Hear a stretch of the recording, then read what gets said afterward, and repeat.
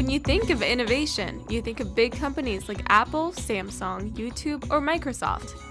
But it's not easy to make a product or service or even bring an idea to life.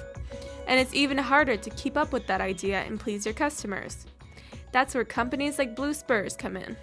If you read about some of the startups and whatnot that folks are doing, and they could take a huge round of investment and then they got to find the customers. I just wanted a long-term sustainable business that I could run. So we started small, and I didn't really have any aspirations to grow to 100 people or anything like that, but just through the growth and the services we're providing, it happened that way.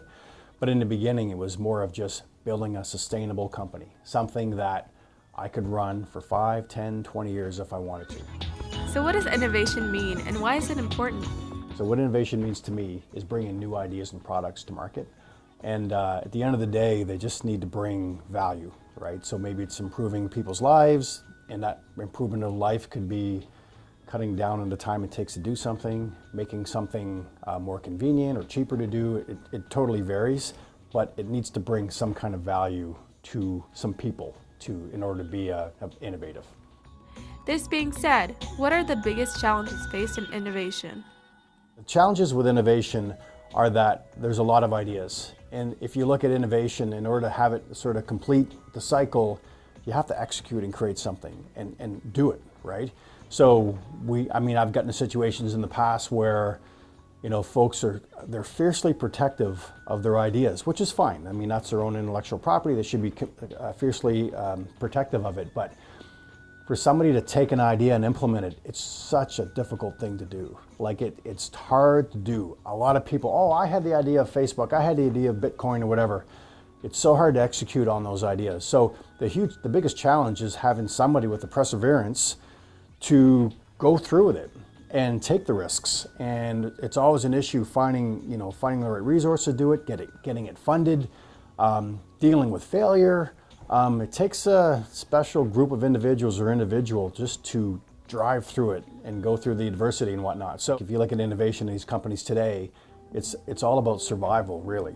If you're not innovative and coming up with some new ideas and new products and services, you may become extinct. And it doesn't take much to look in the media to see these big companies that people thought would be around forever.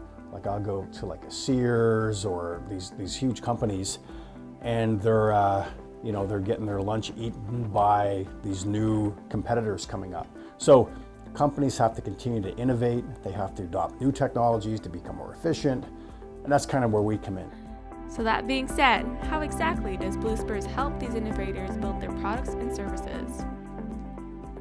We're problem solvers and we know the technology. So when you combine that with some of the pain points they have, they come to us for our expertise. They come to us for some of our skill sets, and we can help them modernize and we can help them innovate. And with the hopes that we have is that eventually these organizations can kind of take it over themselves. They don't want to be dependent on us forever. So let's say we help them with modernizing a project, or we bring a new solution to market for a company.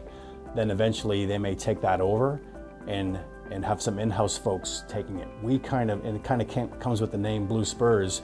We kind of spur it along in the initial stages to make sure it can get off the ground, it gets released, and then in a lot of cases they can take it over. For innovation, there are common misconceptions that in order to be successful, you have to move to a big city, but Blue Spurs defies the odds. Because we started here, right? There's a lot of organizations that you see coming in outside of New Brunswick. They may set up shop here, but we, the collective we, I guess, were born here. We grew the company here.